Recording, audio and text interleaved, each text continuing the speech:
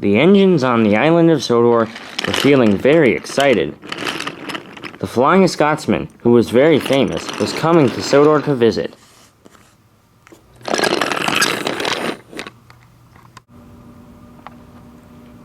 No engine was feeling more excited than Gordon. The Flying Scotsman was his brother. And no engine was feeling less excited than Diesel. He was not at all impressed by the Flying Scotsman. "Ugh," he said.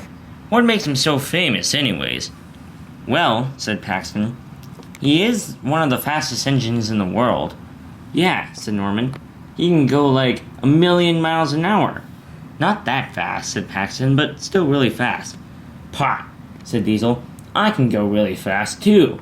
Not as fast as the Flying Scotsman." "I thought we were trying to help Diesel, not make him feel worse." "Oh yeah, right." "Huh," said Diesel, and he ran away to collect his train. Soon, Diesel arrived at the yard. "Huh," he said. "Paxton's probably right. There's no way I could go near the speed of the Flying Scotsman. I wish there was something I could do to make me go faster." But he couldn't think of any ways to do that.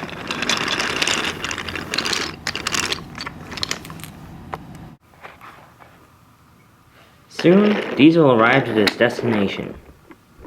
He still hadn't thought of any good ways to make him go faster. Then he saw an airplane flying overhead.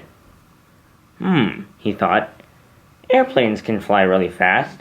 I wonder what makes them go that fast. I know, it must be their fuel. So if I use airplane fuel instead of regular diesel, I'll go really, really fast. At least way faster than the Flying Scotsman." So he left his cars and rushed away to the airfield. The next day was the day of the Flying Scotsman's arrival. Several of the engines had gathered at the docks. Suddenly they heard a deep whistle. "Here he comes," said Henry, and over the hill came the Flying Scotsman himself. He was long and green and magnificent. The engines stared in awe. "Welcome, brother," said Gordon. "How wonderful it is to see you again." "It's great to see you too, Gordon," said the Flying Scotsman. "Now please, will you introduce me to your friends?" And as Gordon began the introductions, everyone was having a good time. Then Percy spoke up. "Mr. Scotsman, is it true that you're really, really, really fast?" "Well, I suppose so," said the Flying Scotsman.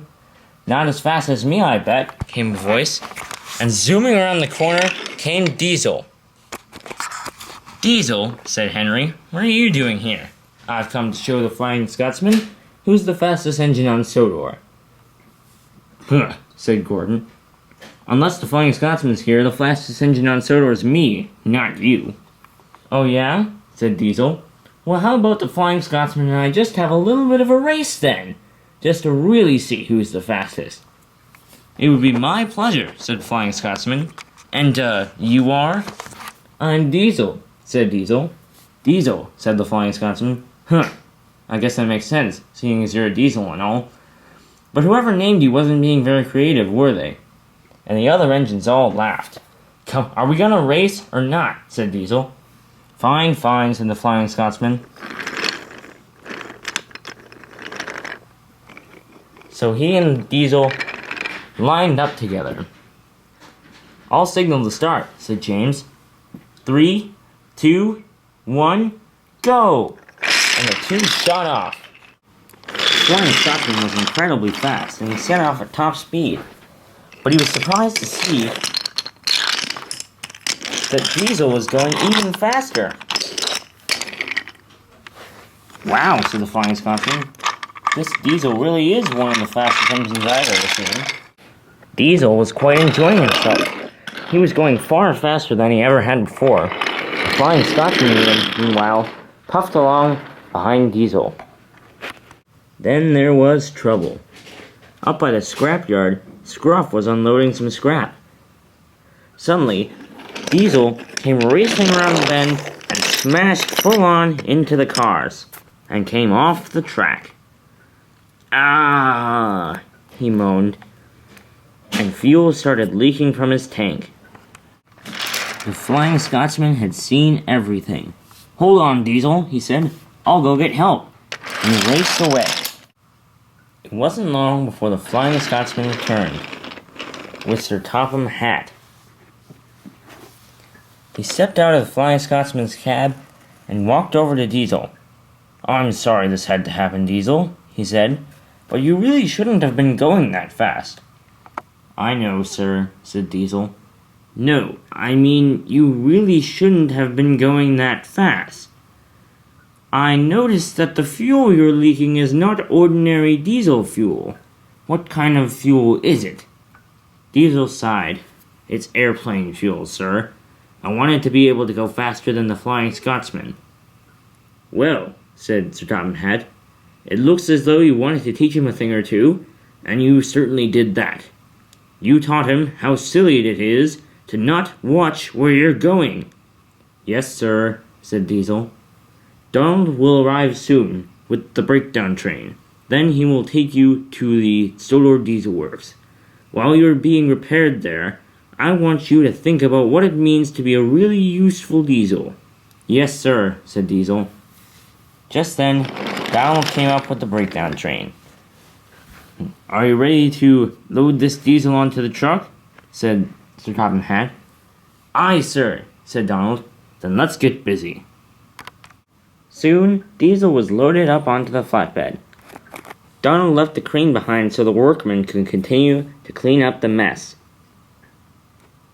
Donald tooted his whistle and then pulled Diesel off. Donald took Diesel to where Paxton and Norman were resting in some sheds. "Would you care to stop and see our friends?" said Donald.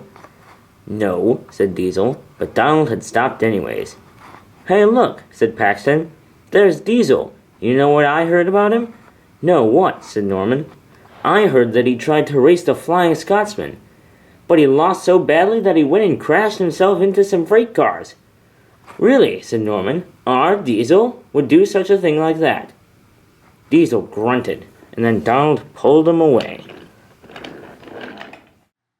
"Hey, Fred." "No, Scruffy, I'm not answering any more questions about the credits. You know what they are." "No, I was just going to ask why you weren't in that video." "I was." "No, you weren't." "Yeah, I was. I was part of Diesel's train in that one scene, remember?" "Oh, yeah, well, I guess you're right. I guess they couldn't find anywhere to put me." "Uh-huh. Well, that stinks for you." "Well, you're the one who asked about it. Now, come on, let's go."